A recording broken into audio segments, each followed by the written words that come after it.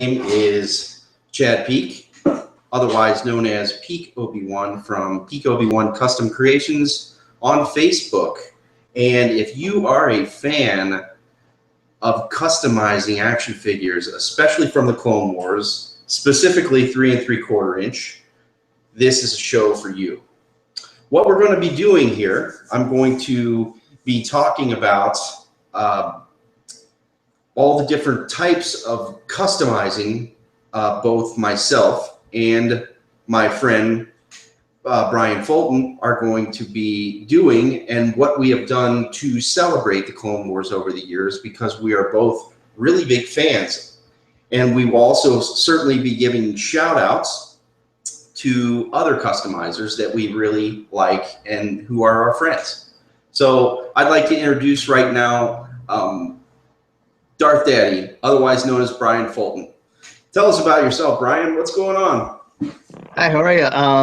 I'm a Star Wars customizer. I've been customizing for about 6 years.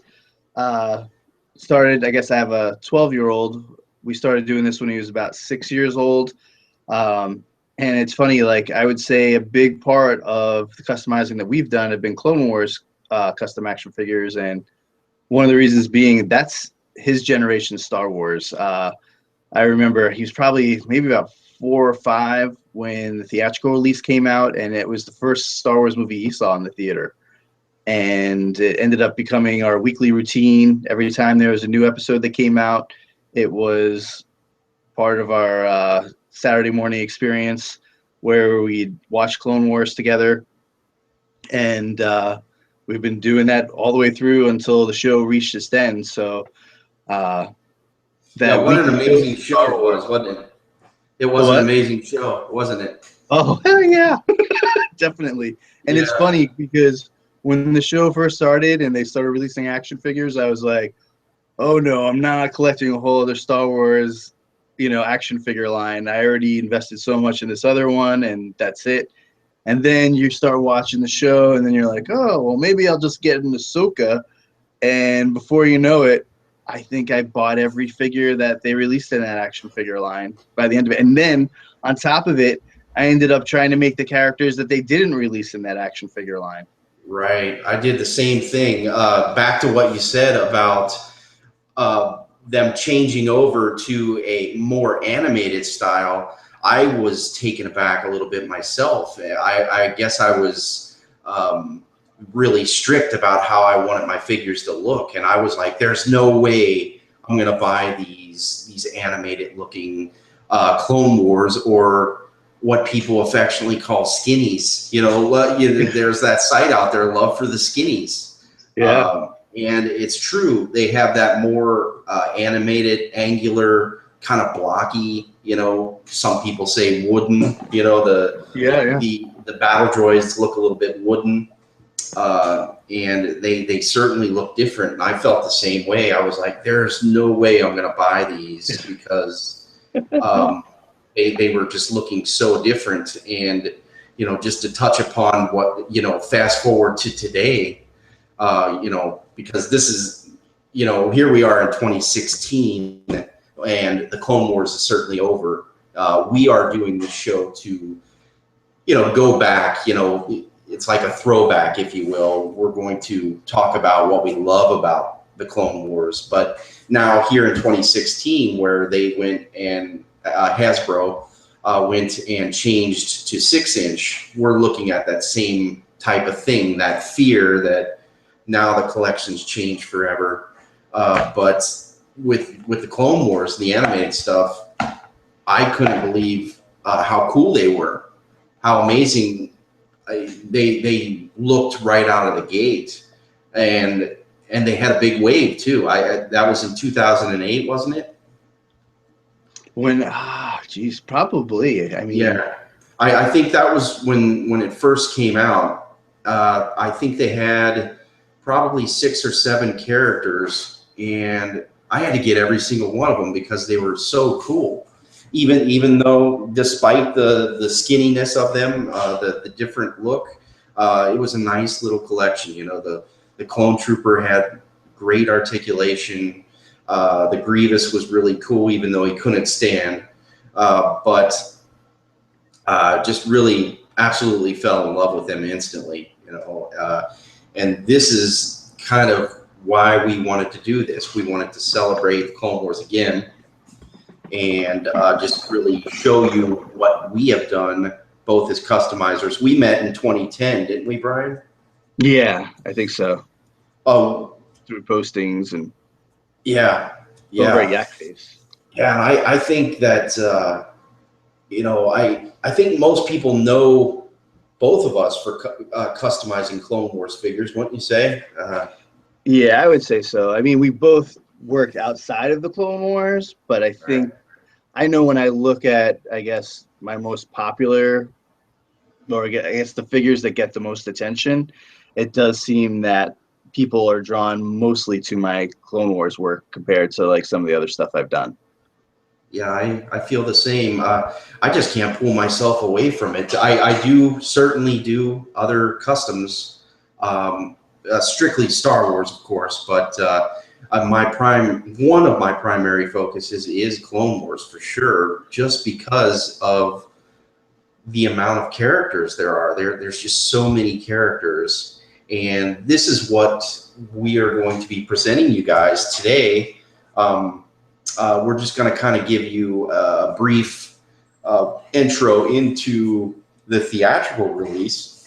We're going to talk about the actual film that came out and the different types of characters that we were hoping to see, hoping that Hasbro would make, because they were already on to a great start. You know, they had the ATTE came out, and there was an unbelievable amount of stuff they brought to us, and it looked to be kind of like a G.I. Joe type of setup where it was going to just be droids and troops. And then when we started getting some of the other characters, it was a game changer. You know, it really took it to the next level, because the background characters are just as important, in my opinion, to the other characters that exist on the show. Yeah. What do you I think? feel the same way. Yeah, I mean, the backgrounds are just so lush compared, you know. I mean, it really fit in well with, it was on a theatrical level. I mean, in Rebels, you have those sparse backgrounds. You don't have as many background characters, but and it almost reflected the television budget. But for some reason, Clone Wars, everything was at that theatrical scale where you just had so many background characters where it was almost, you saw a populated city, and it was at that level. And because of that weekly format, you got introduced to just so many interesting characters, like a Cassie Cryer or an Ione Marcy. Right. That Guest of the week, or secret character of the week, or something like that, right? And they were sometimes really interesting characters, and you're like, oh my god, like I would love a Dr. Numo Vindi, or you know. Right, right. And I think that's ultimately why I am pulled towards the Clone Wars, because one, it's over. So I know that they're not going to go back and make those characters. I think it would be to their benefit if they even made them realistic looking, and they made a Dr. Nuvo Vindi as a realistic character, or a hybrid or something like that. I do like how they started going towards hybrids as the show was starting to you know, continue, like where you had that Cad Bane on the speeder bike, where you look at it and you're like, this easily fits within Clone Wars, but it almost has enough of a realistic edge to it where I could feel kind of comfortable putting it with my realistic figures too. Right, and I agree with that totally. The other Cad Bane that came with the Toto 360. Yeah, it was done really well as well. It was done really well. Honestly, you look at that and you're like, there is no realistic Cad Bane. This is the realistic Cad Bane. If you look at the folds in the coat and everything, it's unbelievable. It's unbelievable. But one of the things we wanted to talk about today are the unsung heroes, the ones that did not get made. And that's what we would like to share with you. Both Brian and I, we run a Facebook page called Clone Wars Custom page, custom action figure page, and I also post my Clone Wars customs on my personal page, which is Peak-OB1 Custom Creations. And Brian, you of course have your blog that you post your figures on. So I'm sure a lot of you have seen some of the characters that we have produced over time, and I'm honestly shooting for them all. It's not out of the question. It's not. How about you? What would you like to do? We dream, don't we, Brian? Don't we? Yeah. For me, I'll probably, I'll be chipping away at it forever. I'm still trying to work on the main characters. I still have to make a Lux Bonteri at some point. The Karina the Great. Oh wow! I'd love to make one day, just so I have something to put all my little Geonosians around and my zombie Geonosians. Of course. I have a lot of work to be done there. To me, those are my favorite characters to customize, just because the missed opportunities, the fact that there was never a Bo-Katan action figure, right, or Zero the Hutt, or the Chancellor Palpatines. It's just mind-boggling. Yeah, it's like you gotta make them. Otherwise, it feels like an incomplete collection. There's just so much left to do that you can go forever, and that's exciting because I don't know, just other Star Wars content doesn't inspire me the same way Clone Wars does, and I can't really put my finger on why. There's just a certain level of excitement that goes with Clone Wars that I don't get from the other content. Like the live action and whatnot, right? Yeah, I just watched The Force Awakens, and I didn't really come away from that movie wanting to make a lot of customs from the characters in there. Where I look at Clone Wars and just one 20-minute episode, I could pick 5 or 6 characters that I want to do right off the bat. I agree. I think it's amazing how we can pull so many cool characters from the background and just say, I'm going to make that with some of the existing characters. You can take a character and make something from the background. So let's talk about that a little bit. We are both customizers. Like I said, we've been doing it for quite a while. And we're going to talk about some of the tips and tricks that we do based on our experience and all the different things that we've done with our customs. So do you want to get started by talking about the theatrical release and some of the customs that we I guess the way we're probably going to be doing it is we'll tackle a little bit of the theatrical release, and because that was kind of everybody's jump off point for the series, and then we'll probably come back in future episodes and we'll probably tackle arcs, I'm thinking, instead of individual episodes. And as we go through the arcs, we'll talk about some of our favorite parts of those arcs, our favorite parts of the episodes, what we liked about it, and then we'll start showing some of the figures that were inspired by those episodes, and talk a little bit about why we wanted to make those figures, how we made them,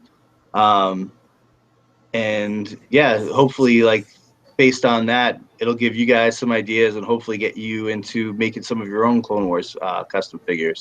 Yeah, totally. I would love to give any tips and tricks that you certainly need to just help you get your own characters, especially now that we know, or there's probably a good chance that we're not going to see what you were saying, like a Cassie Cryer or a Bo-Katan. It's hard to believe all that. Mandos. Yeah, right. Somebody was asking me just yesterday about the Maul Mandos that both you and I produced together. Yep. I produced the head one with the spikes on it. The spikes on the helmet. And then you did the rest of them. Do you have a quick shot of that maybe you I could should. share real fast? And just, this is kind of an example of one of the things that we would like to talk about, to just share with everybody that, well, I guess in the future, we're going to have to make it ourselves. And it's not truly out of the question to make it yourself, because I guess that's just where we're at today because of what the industry is doing. They're moving towards 6-inch. It seems, not to get on a rant, but it seems like, the product that we're getting is coming out so slowly. We have to do it ourselves. And Brian has a image of the Mall Mandos, and I just think it's amazing. These are some of the ones that he produced, and they just look great. Here's the one that has with the mall that you made, the robot arm Savage, and it also has the head Mall Mando right there that you had made as well. Cool. And this was certainly a fun project, kind of a dual project. You will see different dual projects that we've done over time that we will talk about as we get into some of the episodes that we just so adore and appreciate. And this is a perfect example of the types of things that we are hoping to see come out of Hasbro. And we did see a Mall come out of Hasbro, yet we didn't see any of the Mall Mandos. And how simple of a repaint would that have been if they just made just a repaint? But they couldn't do that. And so this is certainly something that both of us have done that we would like to share with you guys as we go along in the show. So let's get started talking about the theatrical release of the Clone Wars film. That it came out in 2008. And what were your first impressions when you went and saw that with your son? You had said that, how old was he when you went and saw it? He was probably, 2008? So yeah. He was 4. He was going to be turned 5 because it came out in August and he's an October baby. So he was only about 4 years old. And for me, when I first saw it, the animation style kind of threw me off because I had reconceptualizing Obi-Wan Kenobi as it did have that Marriott puppet look. A little bit. Yeah. So it kind of caught me off guard, but so I would even say a lot of that carried through for the first season. It, especially the Yoda, took a while to grow on me. Yeah, he was something, but he looked good. It was just like, wow, just trying to reconfigure these characters in my brain. Yeah. In this style was a little difficult initially, but as that show progressed, I really, really grew to love that show. And whatever, first feelings I had weren't long lasting, and it didn't prevent me from really going deep into my appreciation for it. Yeah, it just all melted away, right? Eventually it just started to become kind of a normal thing, week in and week out. It's a lot of Star Wars fans, and this kind of, I don't know, I guess it grinds my gears a little bit. When it first came out, I was amazed how many people were not as receptive as they could have been because they're a Star Wars fan. I'm like, well, you're a Star Wars fan. You should like it, right? And that wasn't always the case, but I felt the same way. It looked a little wooden. I know that the art inspiration was partially off of the Micro series, the Tartakovsky one. Yeah. At least, Anakin and Obi-Wan's armor was based off of that stuff. And I adored that show, but I wasn't as crazy about that show. No, you didn't really like that one either, huh? Um, Little too loose for you, or? yeah, maybe like animated. The way it was animated, it was just so. I mean, I enjoy some of the stories. Some of the other ones, like the one where Anakin goes through that whole ritual where he gets the tattoos, and Right, you right. know, That was his trials. Those were his trials. yeah, like some of those episodes, I still own them, but Right, I would right. say out of all the Star Wars content, that's probably what I watched the least, and that's not even considered canon anymore, is it? I don't think so. No, Yeah. I don't think they consider that canon, but I consider canon my own little Oh yeah, canon. yeah, I absolutely love it. I just think it's part of, it's part of the Clone Wars, or what got me into Clone Wars. But when the actual animated series came on, I was just sucked in immediately, just because of mainly the formula. The formula of a weekly show, half-hour yeah. shows. It had the intro, the Clone Wars. The Clone Wars intro would pop up. Boom. There's the Clone Wars intro all of a sudden, Yep. and it had the short music, and you got the little fortune cookie, The and fortune cookies were great. yeah, exactly, exactly, and it was just it was amazing to see this show come on, and the formula worked for me because I enjoyed having Star Wars every single week. I mean, there's always that stigma that people are like, is it going to get oversaturated? Look at it now. I mean, we're Oh getting yeah. a I movie mean, every people year. started off complaining about the show initially, and Right. then at the end there was this huge movement, and people like, signing petitions to keep the show alive and keep Mm, it going after the sale to Disney. And right, um, right. I mean, I still notice for some reason that original trilogy generation. I don't know if it's because it's associated with the prequels. I've never been a prequel hater.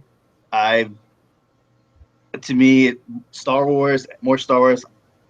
I'm not gonna complain. More I Star Wars, like the it when they're better. all like, great new stories, interesting stories. Yeah, You work and find because you ultimately knew that by the end of it, this guy's becoming Darth Vader. right. Um, so what I loved about, I guess, the Clone Wars is it really developed Anakin so well, where I see Matt Lanter as Anakin Skywalker more than I see him Hayden Christensen as Anakin Skywalker. Right. You were talking about, how people were not really liking the prequels. I think this only made it better. This made Oh, it it way enhanced better. them greatly to the I mean, point where um, anybody who complained about the prequels really needs to devote a huge investment into watching the Clone Wars, because I think it'll really change a lot of their opinions yeah, after watching the Clone Wars. I think that, The like, transition is more natural yeah, from exactly. Exactly. young Anakin Skywalker to Darth Vader. You see some of the other things that he had to deal with emotionally to get him there. Right. Yeah, even like Darth Maul too. Look Yeah. how far Darth Maul has come. Is it where he's in Rebels, and he was cut in half as far as we knew, and he was gone. And then if people weren't receptive to the Clone Wars, they wouldn't even know that this guy is still around. Yeah. I mean, imagine if somebody didn't watch the Clone Wars, and then they just happened to catch the season finale of Rebels, and they're like, "Is that the guy from Episode 1?" And they're confused. I wonder if that's happening at all. Even Because to miss out on Ahsoka or Asajj Ventress or a right, Sting, there's just so Duchess Satine and like Obi-Wan's relationship with the Duchess Satine. I mean, right, those were such compelling stories, and like some of the most interesting, well-developed Star Wars characters of all time. Um, they're really missing out. Like the fact that, what was it, last year's March Madness, where Ahsoka Tano ended up beating Luke Skywalker in a head-to-head confrontation. When would that have ever happened? Like, obviously, the show has extremely strong merits for someone that people complained about as being like a whiny little brat and the word Darth Vader having an apprentice, a little girl, and oh, this is horrible. But obviously, it wasn't, because she beats Luke Skywalker in the head-to-head in March Madness on the StarWars.com website. Sheer popularity, maybe. Yeah, and for good She's reason. She's probably one of my favorite Star Wars characters of all time at this point. oh, for sure. She is. And She's I'm an totally original cool. trilogy kid who saw A New Hope in the theater, 3 years old. It was only the second movie I ever saw. Grew up with all the toys, had my Mhm. Ewok village, had my Death Star playset. I was as hardcore original trilogy as any of the other guys my age. But I love Ahsoka. I'll admit it. I have no problems with it. She's one of my favorite Star Wars characters of all time. And all these guys who are like, nubbing it and holding their nose at it, and most of these guys haven't even watched 3 episodes, Right. and I really respect their opinion. I think they really need to invest a little more time in this before they start throwing out criticisms. Absolutely. I agree completely, 100%. You really have to invest in the show a little bit, at least some of the more action-packed episodes. I know there's people who don't like, like the Mugen Tea episode. I love that, even though it's a little odd, I don't mind that I either. Like, still to love me, it. Star Wars was always about trying to show what was going on, like almost being a mirror of our own world, through a different lens. And like, George Lucas was always great about exposing corruption, whether it was, criticizing Bush during Revenge of the Sith with, you're either with us or against us. And, the whole, policies that were going on with foreign policy at that point in time. I like that tea episode. It was exposing things like GMOs in our food, and, putting unnatural ingredients Right. in what we're consuming every day. And like, I like that George Lucas took those stands and tried to bring attention to important issues in our time that you're not going to hear that on the news, or it's not going to get the attention that it deserves. If it does, you'll get like a 5-second snippet, and then they'll spend 20 minutes on Kim Kardashian. And so I commend George Lucas for that. Like the whole dichotomy of the rebel versus the empire. Like, we're living in empire times, and to have someone like George Lucas being a rebel in our own times, and taking the time to expose some of the struggles that we as people have to try and rebel against. I kind of hate that they dogged him out for those things, and I don't mind political episodes in any way, shape, or form. Anything that educates the populace and makes them better citizens, I'm totally okay with that. I don't subscribe to like sitting back and being lazy and saying, well, there's nothing you could do about it. I've always been an activist, and I admire that in George Lucas. Yeah, and he really molded Dave Filoni too, didn't he? He Yeah. uh, he really helped him become a greater storyteller than he already was. I know he was on The Last Airbender. He did a lot of work with That was a that. great show. Yeah, before he got on there, he was doing great work with that. I don't know how much he did, but you could really see it in the early start of the Clone Wars as well.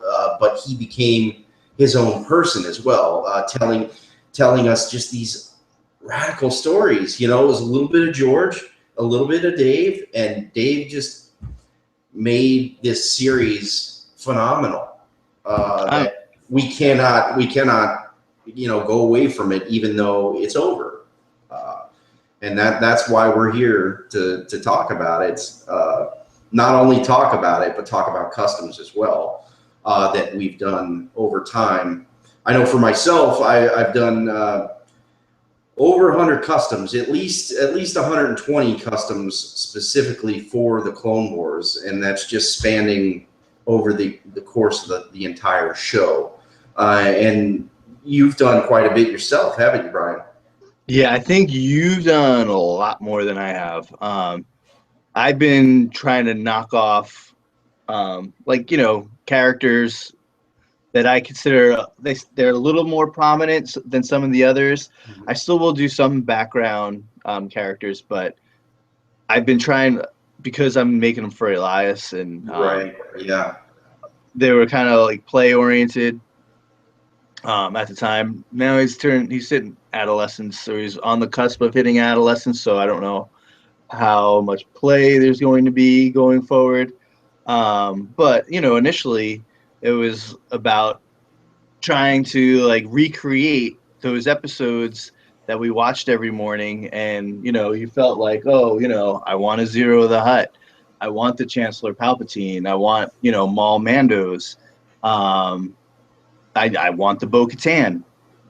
So I've been trying to like fill in those types of characters, where like for you've done like so many of the cool like clones that I haven't even had a chance to even get to yet, because I'm still trying to like bang out some of those main characters. Yeah. You don't sell your customs, right? No, I'm starting to maybe consider doing commissions at some point in the future, but I just don't have the time.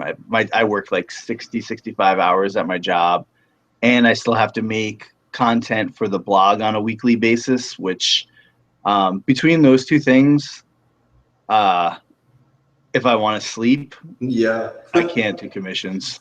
Just don't sleep. Just drink coffee. I'd have to give up sleeping, and for me to do a commission, I'd have to really get paid well to make me give up what little free time I have left, and use it, to create something for someone, because time's valuable, and I couldn't let figures go for like minimum wage or slave labor prices. Sure. So it's a lot of hard work, isn't it?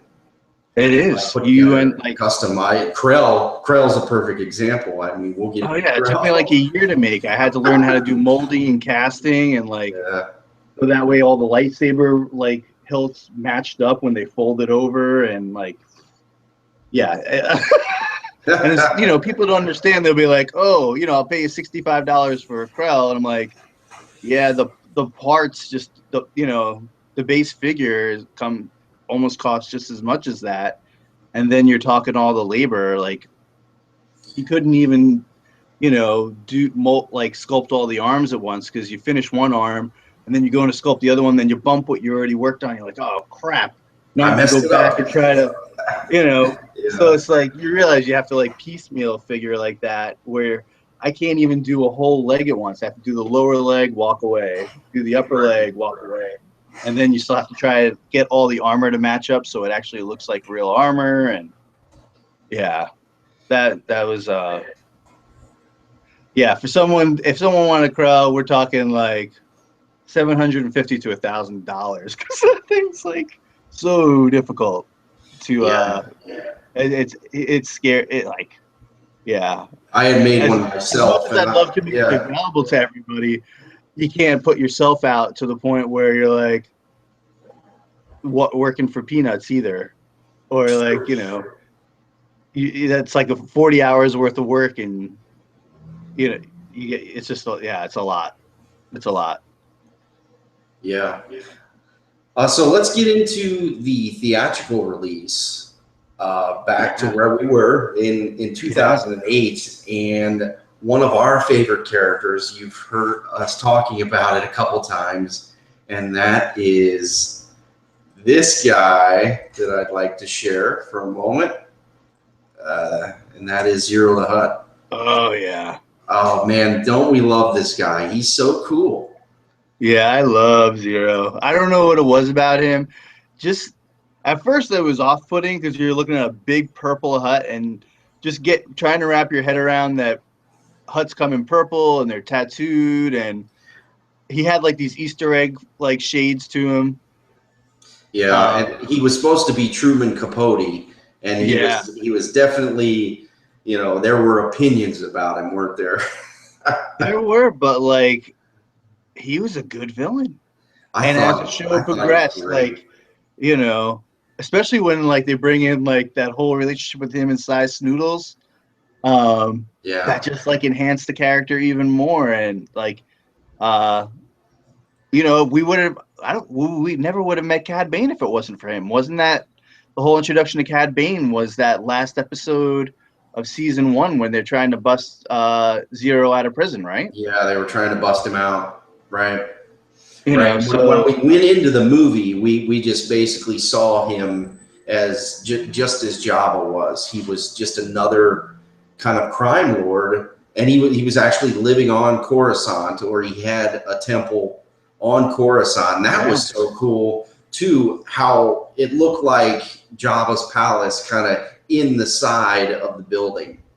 Yeah, but it People had like love that that. speakeasy feel to it, and Oh man, it was so cool. And was that Figrin Dan and the Modon nodes playing in yeah, his bar? Was that yeah, them? What was yeah. that them, or was that just another band? It might have been them.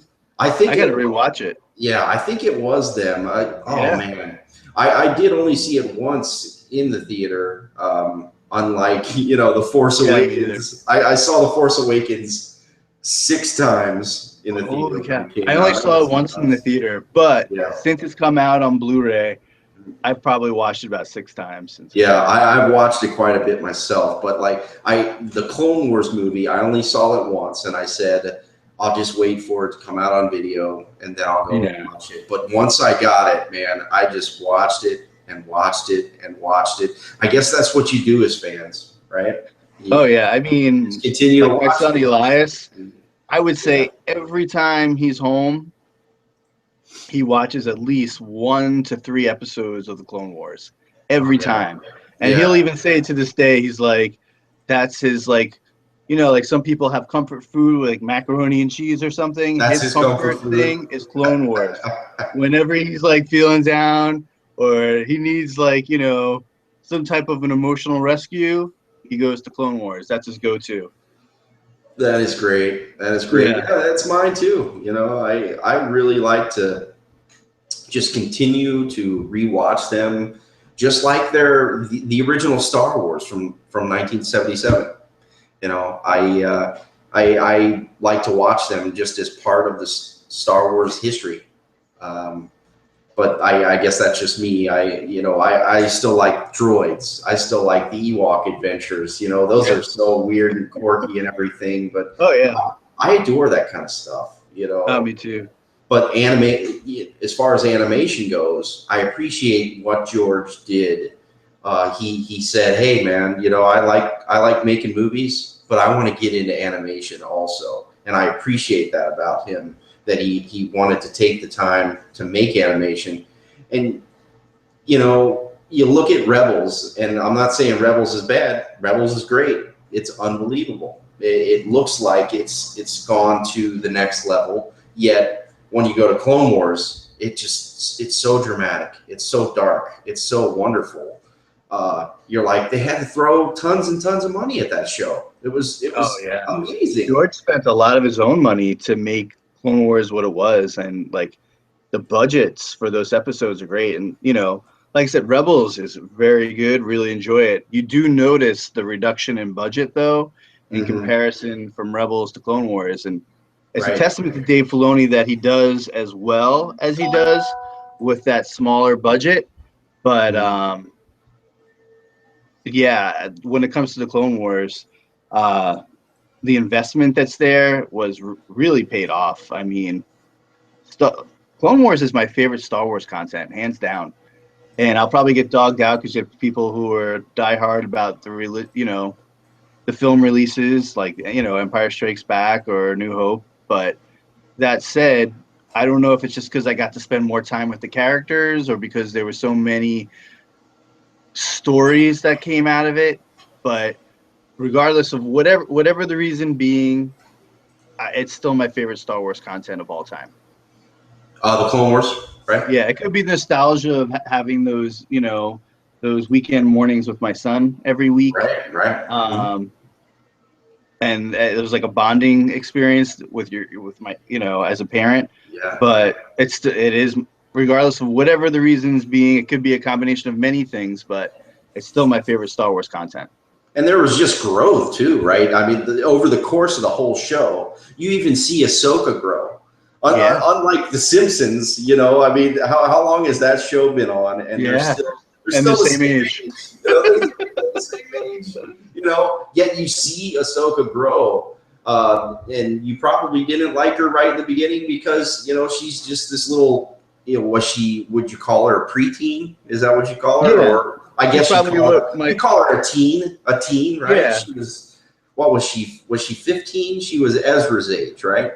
Yeah, probably about. I'm thinking she was Ezra's age. And then towards the end of the Clone Wars, it went on. And did it change over the course of time where the understanding in Star Wars history was, if there's 3 years between each movie, that's how long it's been? Did it change over? Was the Clone Wars longer than just 3 years? Or sometimes I hear it was only 2 years. Sometimes I hear it was 3.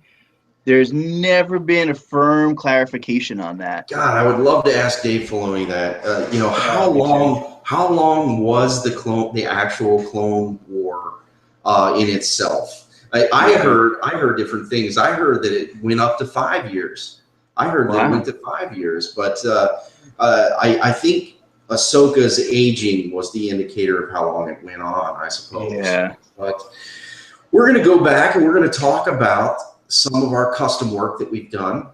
So we're going to start with the theatrical release, and we're going to talk about that Zero. And I'm going to show a couple of my pictures from what you can see on my page, on the Clone Wars page, as you can see it on the Clone Wars Facebook page, and you can also see it on my personal page, Peak-OB1 Custom Creations. And I affectionately call them my one-shots. It's just one specific shot of all the different characters that I'm doing in the Clone Wars. Since I've done so many, that's why I've changed it to one shot. And that's kind of the idea or the thinking that I've been kind of doing. So I'm going to show my picture first of my Zero the Hutt that I did. And I did this one. I did this back in 2000 and when did the Jabba the Hutt come out for the theatrical release? Was it more like 2009? It might have been like 2 years into it, maybe. Right. Yeah, it might have been second season where that one finally came out. Fantastic pack. It came with Jabba, and what did he have? This a little aquarium. Yeah, he had the aquarium. The whole set up around it, and then he had that really cool droid that he came with. Yeah, that was the yellowish C-3PO protocol looking droid with all those really cool darker brown markings. Well, she was pink though, wasn't she? I think she was pink. The droid? Yeah, she was pink. She was the one that came with Jabba. It was yellow, I thought. That was TC-70. Yeah, I think she was pink. We can go on to our customs here, and I would like to share mine first. So this is something I did back in. I want to say I did this back in 2009, or whenever that pack came out, and this was my first attempt at the Zero the Hutt. This is just a strict repaint of the actual Jabba the Hutt to make the Zero with a few custom elements. The headdress was just plastic, and then I just did a little bracelet for him because he has all kinds of crazy jewelry on. But let's see an example of yours. You actually took yours to the next level. You actually made glowy paint on yours, didn't you? Yeah. You want to share that with us? I worked on my Zero. Like first, I did the repaint. Like I tried to do it like yours, and I don't have the painting skills that you do. So yours definitely was a lot more dynamic than mine. But I think I've revisited Zero maybe 4 times by now, where first I did the repaint, and then I was like, well, let me see if I can get more of Zero's features into it. So Yeah, I ended up you wanted him to look like the Zero a little bit more. And I really like that. You gave him the jaw feature and everything, and yeah, like where he has like the I like the different like chin. layers in the chin almost. Yeah, let's check that out. All right, let me see. Yeah, and I like I said, I just think Zero is one of the greatest characters they could have ever created, because you're just not sure about him, you know. And I just thought he was amazing. So tell us a little bit about your Zero the Hutt. Okay, so what I had to do, first, like I guess the way the nose was on that one, I had to scrape away the nose, and like take some of that rubber away, and then I ended up going in with Abe's. I think I was using epoxy sculpt at the time. I didn't invest in Fix It quite yet, so I ended up I reconstructed the entire face with the Fix It, and then I ended up. I think I even made, I guess, the headdress. I used, you ever see those like white strips you take off? It wasn't like a vitamin bottle, where you pull the tab away, so before you could screw the top off. And I had 2 of those that were from the exact same bottle, and I ended up making the headdress with that. And then I ended up sculpting, I guess, the leaves that are part of that headdress out of the Fix It. Um, and I ended up just having like basically glue it together. And I drilled a magnet into the back of his head, and I attached magnets to that headdress, so it comes on and off with magnets. That's great. Yeah. And then then I just made the jewelry out of the Fix It as well. Over time, I think it wasn't until last year where I ended up getting the paint for his tattoos that would glow into the black light.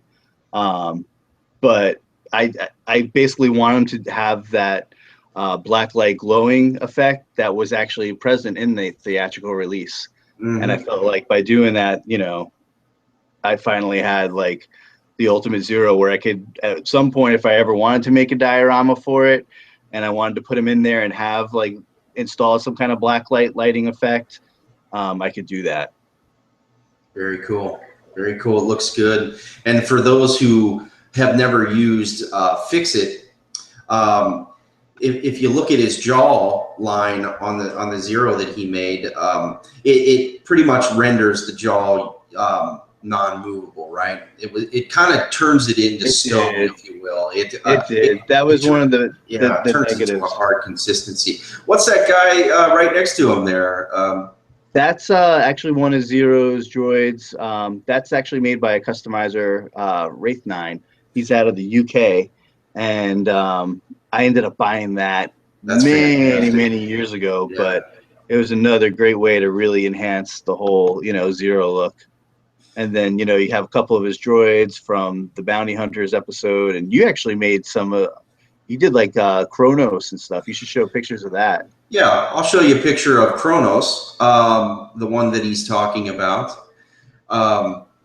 So the IG-86 assassin droid, when that came out, that's probably one of my favorite characters. If you ever hear me talking, I love this character. I adore it. And it was just basically this kind of grungy gray, like it was old, because I'm guessing it was from, what was that Trandoshan's name from Lost Droid, from the R2 Lost? What is that guy's name? Ganact. I'm sorry, his name is Ganact. So we'll get into that episode as we move along. But in the theatrical release, Zero had this character, Kronos 327, and he was his top assassin. So what I did was I changed the paint elements to match Kronos 327, and this is just a straight repaint. So if you're ever interested in doing this character, you can look in the character guide, and he's there, or you can do screenshots or screen captures of Chronos 327 and see that he's got just a great design to him, and he's just pretty much silver with purple. But like Brian said, with the Zero, he kind of has this glowy effect while he's in the nightclub or the bar or whatever that thing is, just Zero's palace. But it's just the silver reflecting off of the lights. The actual colors are a purple, kind of a dark purple with the silver. I really enjoy how he came out. Oh, yeah, he looks great. Oh, for sure. But yeah, I mean, those are just some examples of some of the characters that we just absolutely love. Another one I really like about moving away from Zero a little bit was the Magna Guards. They were absolutely amazing, and we got two different versions of the Magna Guard, and this one actually was a repaint of the white one that existed, the really hard to get white one. So I went and repainted the white version to kind of represent what we saw Ahsoka battling at the end when she was trying to get to Jabba's palace, you know. So they weren't necessarily white; they were more of like a grayish silver. So I just took the white one and I recreated it in that way. This is just a straight repaint also of a really hard to get character. I joke about that because I don't really like to customize characters that are like super hard to get. We'll definitely get into like Palpatine. You know, that's one that I made. Actually, it would have been from the theatrical release. Right. I don't understand why that. Maybe they were worried about it not selling well. Yeah. And maybe that's why it was never released, and they only did the Darth Sidious version.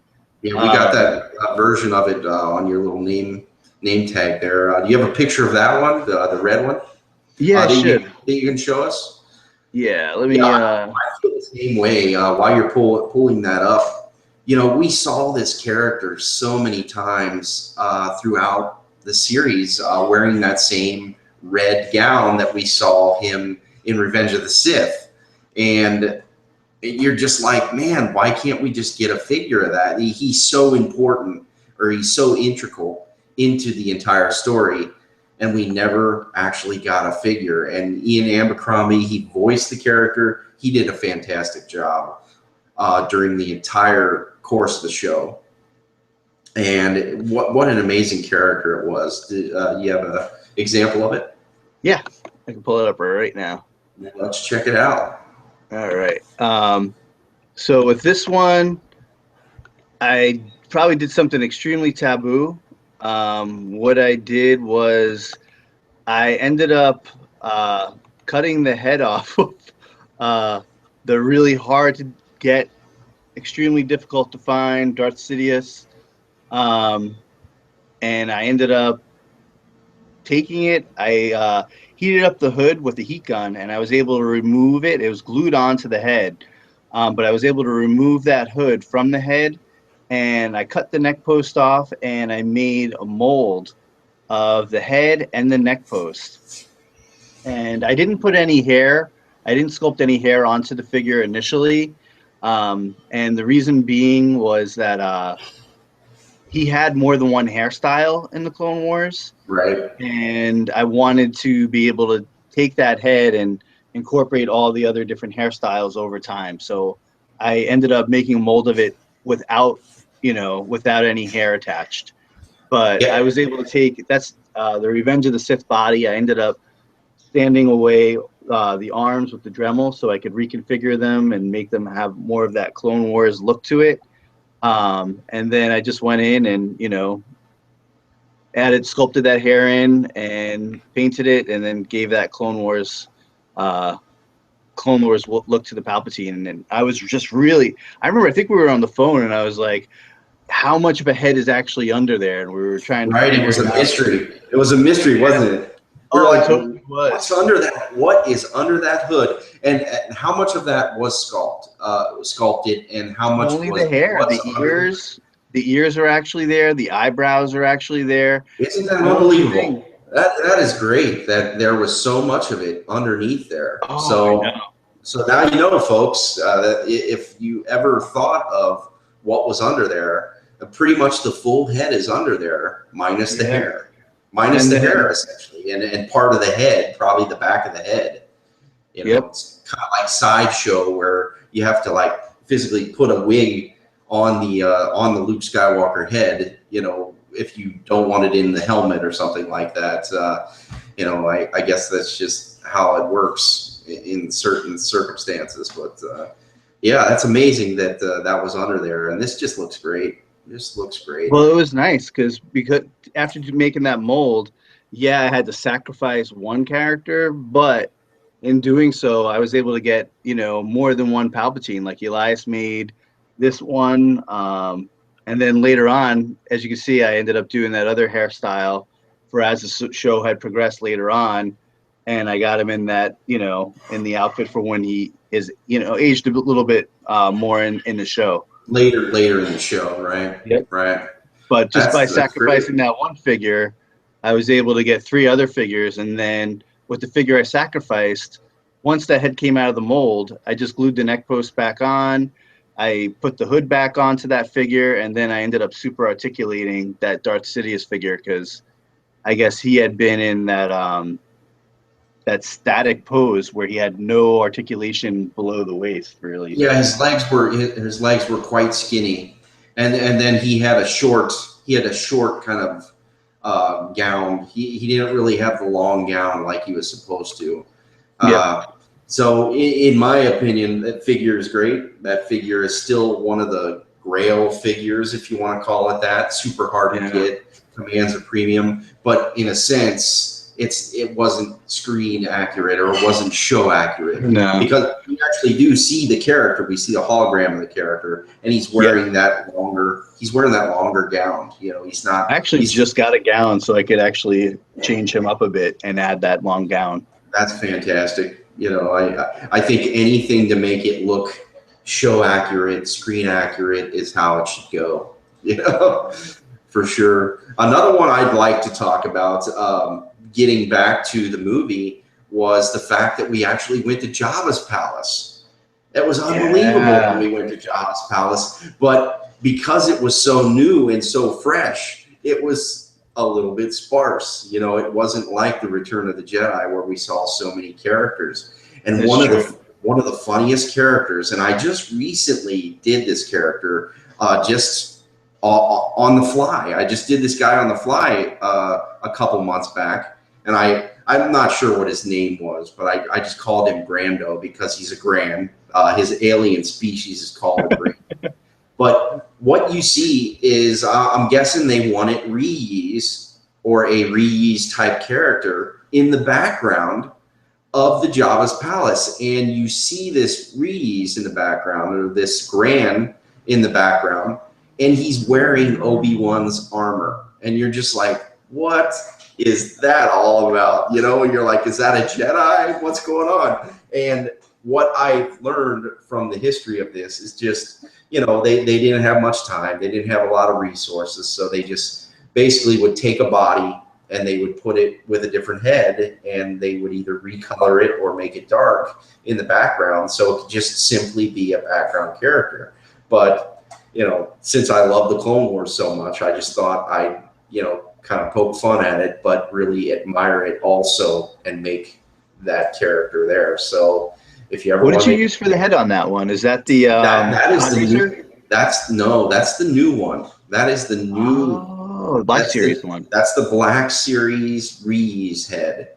And I just basically gave it a kind of a simple paint application, you know, that would look like it came out of the Clone Wars. The Clone Wars, right. And even though I almost have a feeling if you see him in the background, you'll see him wearing an actual Obi-Wan costume. But I thought I just kind of embellish it a little bit, make it red, make it look like it's kind of a whole different character. And I actually changed the hands and everything, and there you have it. You know, so this is just kind of some of the things we're going to be doing, and some of the things we're going to be talking about, the characters we would like to see, the characters we would like to make, you know. There's a lot of them. Oh gosh, there's so many. That's why we're going to do the show, and we thought we'd talk about it along the way, talk about Clone Wars. If you're a Clone Wars fan, this show is for you. If you're a customizing fan, or you just like to talk about toys, we're going to talk about it. We're going to try to keep the Hasbro bashing down. I mean, they have done some amazing things over the years. The Clone Wars, I feel like they really did us a service, because unbelievable. They probably they made over 100 figures for Clone Wars. Unbelievable how amazing they were. The Shock T, you can just go on and on about some of the characters. Parasiti, what's the Jedi? What's the Jedi? Quaylen Vos? Yeah, Quaylen Vos, man. That is one of the coolest figures I have ever seen. You know, they talk about so many things, so many excuses of why they can't make 3 3/4 inch, and I don't get that, because they made figures like this, and it's like, you're a liar, because look at this figure right here. You did this. This is like a show. I wish they did like a subscription after it was all over, the way like He-Man had their subscription line, and I think G.I. Joe had a subscription line for a while there, didn't they? Right.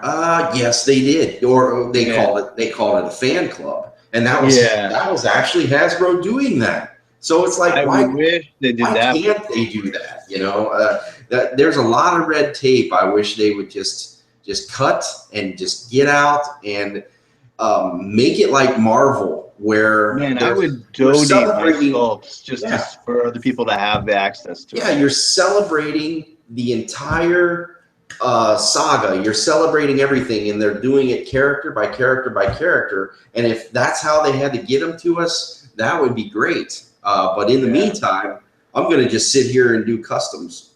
And that's kind of where I'm at. And one of the reasons why I want to, do this show, we are going to try to make it an ongoing show. They will vary in times. This is kind of the making of. We just thought we'd talk about it a little bit with the theatrical release, and how much we enjoyed it so much. But is there any other characters you'd like to talk about from the theatrical release? I don't know if I did any other ones from the theatrical release that I can think of. I know I did the Palpatine. I know I did the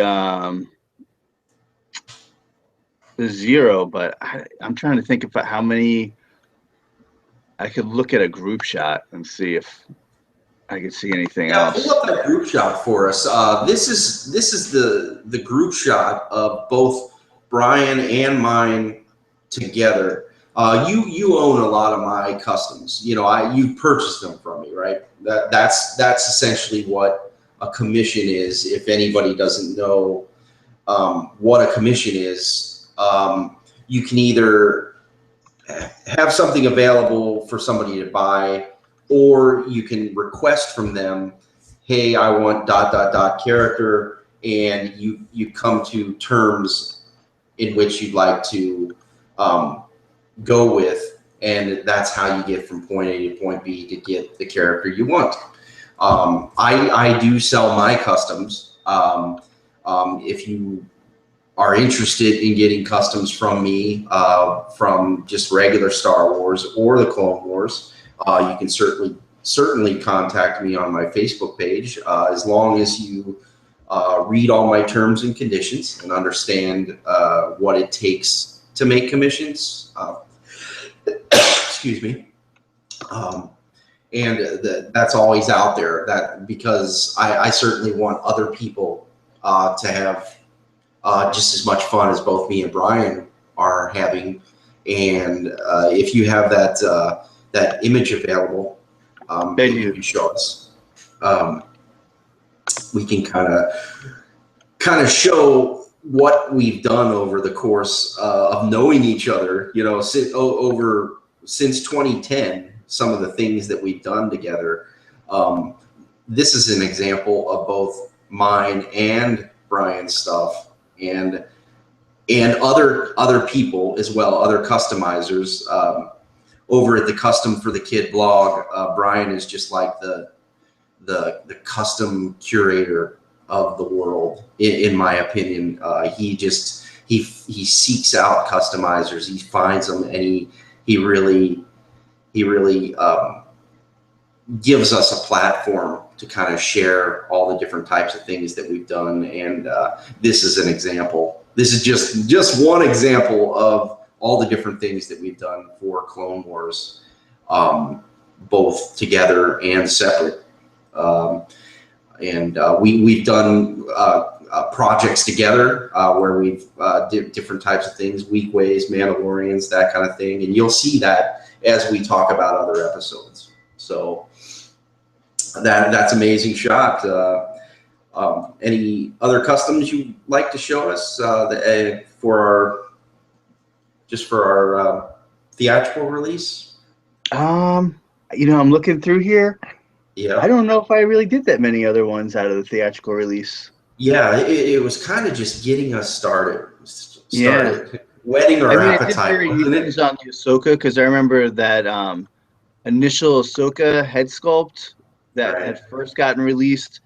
Right. Not that I hated it, but I ended up, I think it's like that spacesuit Ahsoka, I ended up liking that head a little more, so I ended up taking that off and putting it onto the body of that initial Ahsoka release, because I felt like I just liked the head a little bit better. But I mean, I didn't really do anything too crazy. Yeah, I'll share mine real quick. Quite a bit though. For mine, it was just a repaint. Honestly, well, I did do a lightsaber on her belt, just an unlit lightsaber hilt, and for anybody that's new to customizing, you can get figures that have a lightsaber hilt on, yet just with this one, I decided to customize my own, and I certainly did another paint job. I know what you meant when you said you didn't necessarily like the paint job from the beginning. It looked a little, I don't know, it looked a little rough, I suppose. I don't know if it was the sculpt or if it was the paint, although like the sculpt doesn't look bad with your repaint. Yeah, so. I appreciate that. Yeah. And that was just a repaint, and I think just overall repaint on any custom, on any figure in general. If you just went and said, I'm going to do 100% repaint on a Han Solo figure, and you know, if you have, you know, I'm an established painter. You know, that's why I have my, you know, ability. But you know, if you took the time and you're able to do something like that, it only just benefits your own personal product, unless you're a really strict collector and you don't want to touch anything and you want to just keep it as is. There you go. It's but for myself, and I'm sure for Brian, he likes to, you know, make it signature to himself, you know, signature to his personal collection. That's been my mantra forever since Star Wars has been around. I want to make it my own collection, right? Yeah. And I would even say too, like you're someone who right off the bat you're an established painter. I cannot say that for myself. Painting was, you know, if you go to the beginning of my blog compared to where it is now, it's been an incremental learning experience for me. So you might not be a great painter today, but if you do put the time in and you slowly work at it, like you might not like the results you see on your figure today, but like I said, I worked on Zero 4 different times before he is where he is now. And I still go back to figures multiple times, where I'll be, you know, I'll readdress it. Who knows how many times I'll do that, but you know, if it, I would say take the leap, start repainting figures. Like someone asked me if they could buy mall mandos for me yesterday, and I was like, man, when you look at the cost of the base figure online on eBay nowadays, it's really expensive. And like, if you're gonna ask me to paint it, like I have to charge you labor. And I said that gets really expensive. Like just go to it, do it yourself. Like, you know, paint it. Practice makes perfect. And like, you know, if you don't like your initial paint job, you could always go back to it later when you have more time and, you know, make it into something better.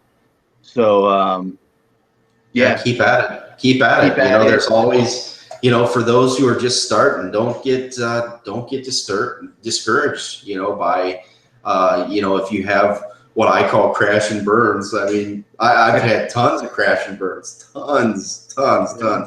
But they, you know, in the end, if you just keep at it, work on them, they turn out great, you know. Yeah. Yeah, I mean, like I said, look at the earliest stuff in my blog and you'll be like, oh, okay. Yeah, you know, this guy came a long way because, you know, probably my first paint job, your first paint job is probably going to be much better than my first paint job, especially if you have experience painting. Yeah, and even sculpting, that's another example. You know, I wasn't really into sculpting. I was into something I called hard sculpting, where if you haven't heard any of my previous videos, I've been on a couple different places, Imperial Shipyards. We had our own hangout at one point, where what I used to do is kind of Frankenstein them together. I would put a little piece of plastic on and then grind it down, and that would be my result. But now I'm almost more leaning towards sculpting all the time, you know, straight sculpts.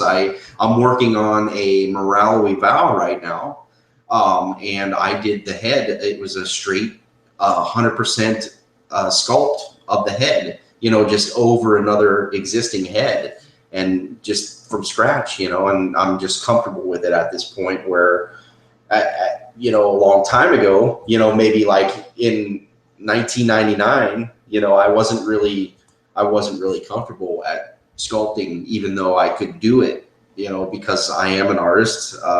I could do it, but I didn't really want to do it. So don't get discouraged, you know.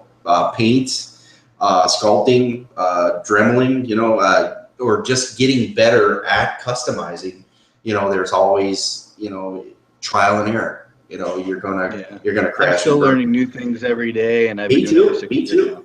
Yeah, I'm right. I haven't really even jumped into the whole molding and casting thing. You know, like our good buddy Sithfire 30, Dayton Allen. You know, he certainly does a great job with all that alien stuff, and how he molds it and sculpts it. And there's like 20 of them, you know, just all lined up together, and it's just like, wow, look at all that stuff. I probably cast about 20 different Clone Wars, Clone Trooper head, like variations on Clone Wars, Clone Trooper heads today, like different Rex heads. Yeah, that's pretty cool. So I do a little bit of molding casting, but like I don't have a pressure caster. You're never gonna see me. I can't. There's so much I still can't do. I'm more just like make a couple heads type of guy right now, and there's still. You know, it's something I've dabbled in. I put my foot in the water, but there's so much I still need to learn, and in that regard. Right. Yeah. Well, I think that about wraps it up. That's a good intro, right? Yeah. Yeah. Hopefully, we said enough where, you know, we gave you enough to nibble on where you want to come back and see more. Yeah, and we're gonna totally get into the different episodes and some of the characters that we've made. You've seen a couple screenshots of what we've done.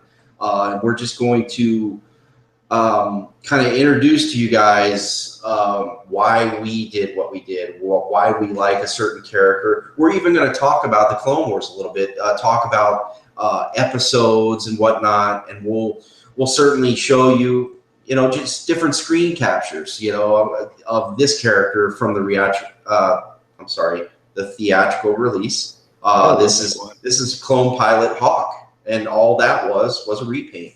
And I've done this guy twice actually, and I've actually done one where he has a removable helmet, and we'll get into kind of some of the tricks and tips and different types of things that we can go over and just have fun with, because customizing is a big part of our lives, and the Clone Wars was a great place to customizing.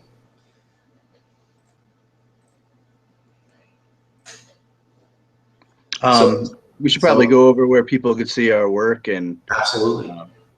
Sorry about that brief silence. Yeah, let's talk about, and both Brian and I will host the show. You'll be able to see this both on his site, and I'll talk about mine first. Once again, you can find me on my Facebook pages. The first one is Peak-OB1 Custom Creations. You can kind of see it, right down here. And that's on Facebook. That's a personal page of mine where I do all the highlights of my customs, both in the Clone Wars and outside of the Clone Wars, just everything under the sun that I do.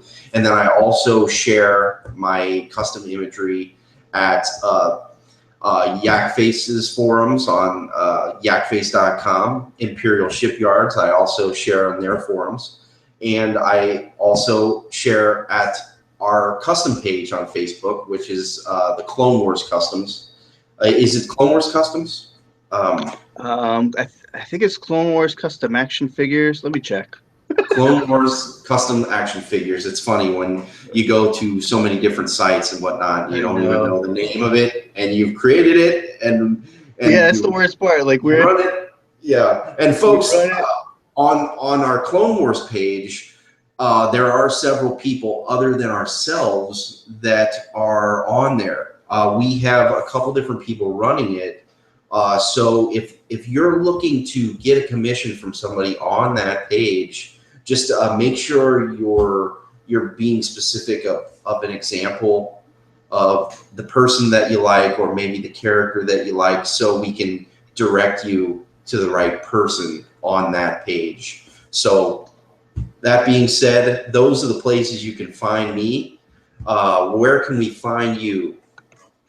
Okay, for myself, probably the best place to find me, I would say, is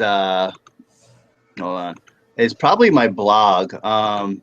Most of let me share this, give you guys an idea. All right, so this is the Customs for the Kid blog.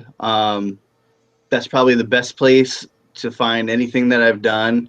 Along the sides, if you ever want to see like the work that I've done, it would be over here in the action figure index.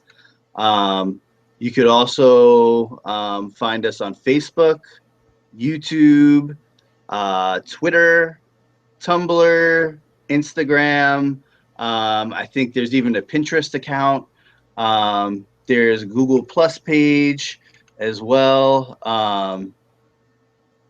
So I would say you could basically find me at any of those locations. Also, like we were just talking about before, the Clone Wars Custom Action Figure page, you can get to all this content right from the blog in the sidebar that I had showed. So I would say that's probably the best place to get anything that I've done.